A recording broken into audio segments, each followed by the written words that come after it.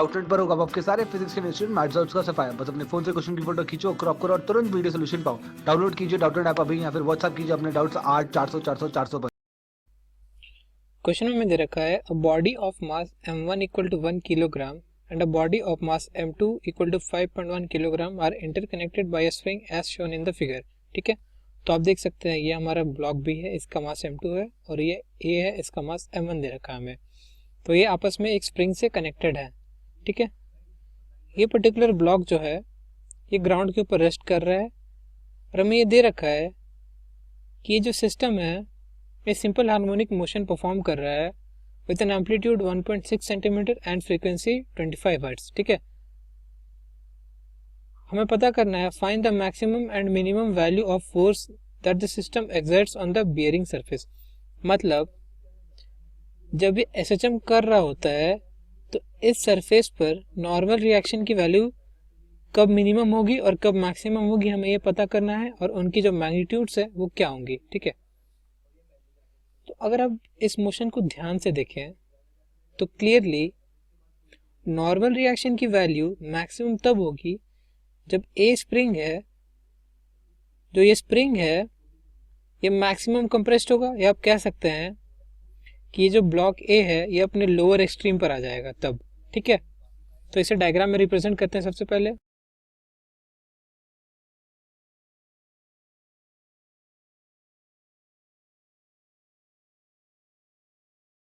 हम अज्यूम करते हैं कि इस पर्टिकुलर इंस्टेंट पे ये स्प्रिंग जो है अपने मैक्सिमम कंप्रेशन पर है। ठीक है, तो हमारे लिए ये अज्यूम करना सेफ होगा कि जो अपर ब्लॉक ए है ये अपने वन ऑफ द एक्सट्रीम्स पर है। इस केस में ये अपने लोअर एक्सट्रीम पर है। ठीक है, तो क्लियरली हमें पता है लोअर एक्सट्रीम पोजीशन पर जो इस ब्लॉक की वेलोसिटी है ये होगी 0 और इसकी एक्सेलरेशन जो है ये ए मैक्स के बराबर होगी। ठीक है, अपवर्ड डायरेक्शन में ये एक्सेलरेशन होगी क्योंकि एक्सेलरेशन हमेशा मीन पोजीशन की ओर डायरेक्टेड होती है। ठीक है, और इसकी मीन पोजीशन कहीं ऊपर होगी, इस पर्टिकुलर जगह पे मान लेते हैं। तो हम क्या करेंगे, सबसे पहले इस ब्लॉक बी का फ्री बॉडी डायग्राम बनाकर देखेंगे। क्लियरली इसका मास m2 था तो m2g नीचे एक्ट कर रहा होगा। ठीक है, स्प्रिंग के कंप्रेशन के कारण इसमें एक टेंशन जनरेट होगा। ठीक है, तो ये स्प्रिंग इसको पुश करेगा, हम मान लेते हैं टेंशन T से। ठीक है, और हम अज्यूम करते हैं कि जो नॉर्मल रिएक्शन है उसकी वैल्यू n है। ठीक है, तो आप क्लियरली देख सकते हैं नॉर्मल रिएक्शन की वैल्यू आएगी हमारे पास m2g प्लस T के बराबर। ठीक है, तो हम एक काम करते हैं, अब इस पर्टिकुलर ब्लॉक का फ्री बॉडी डायग्राम बनाते हैं। तो क्लियरली हमें पता है इस इंस्टेंट पर इसे T जो है ये ऊपर की तरफ पुश कर रहा होगा। ठीक है, और इसका मास यानी कि m1g नीचे एक्ट कर रहा होगा। तो आप देख सकते हैं इसकी इक्विलिब्रियम इक्वेशन को हम कुछ इस तरह लिख सकते हैं, net force is equal to इसका मास इनटू ए मैक्स, क्योंकि मैक्सिमम कंप्रेशन वाले स्टेट पे इसकी जो एक्सेलरेशन होगी ये ऊपर की ओर डायरेक्टेड होगी और उसकी वैल्यू ए मैक्स के बराबर होगी। ठीक है, तो हमें पता है एसएचएम में ए मैक्स की वैल्यू होती है ए इंटू ओमेगा स्क्वायर के बराबर। तो यहाँ पर से आप देख सकते हैं टी की वैल्यू हमारे पास आ गई m1g प्लस m1 इंटू ए ओमेगा स्क्वायर।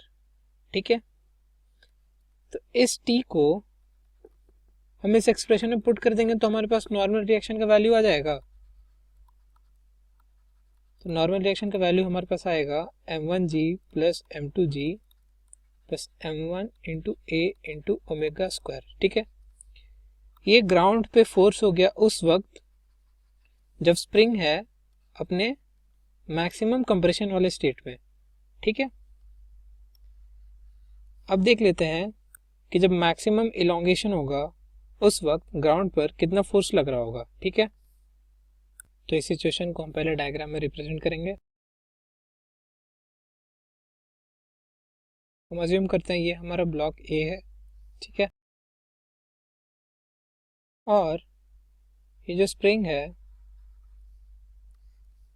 ये अपने मैक्सिमम इलोंगेशन वाले स्टेट में है, ठीक है।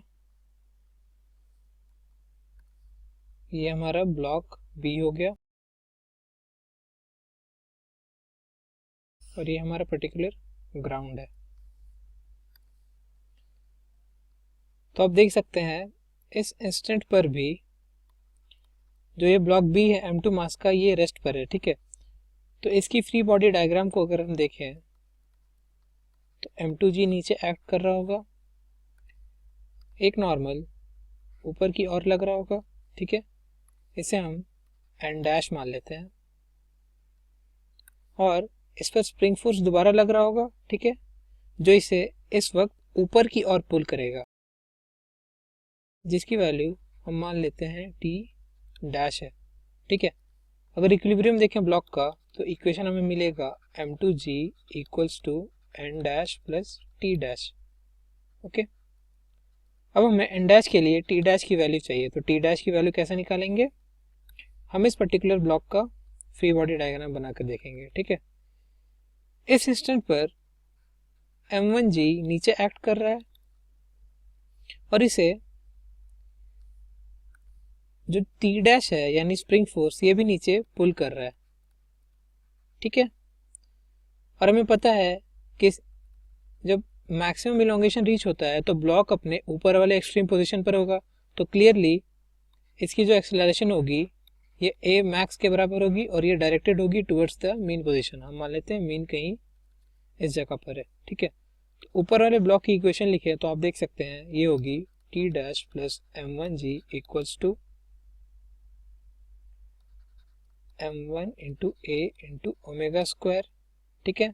तो यहाँ से T डैश की वैल्यू हमारे पास आ रही है M1A omega square minus M1G के बराबर, ठीक है। तो अगर हम T डैश को इस पर्टिकुलर इक्वेशन में पुट करें तो आप देख सकते हैं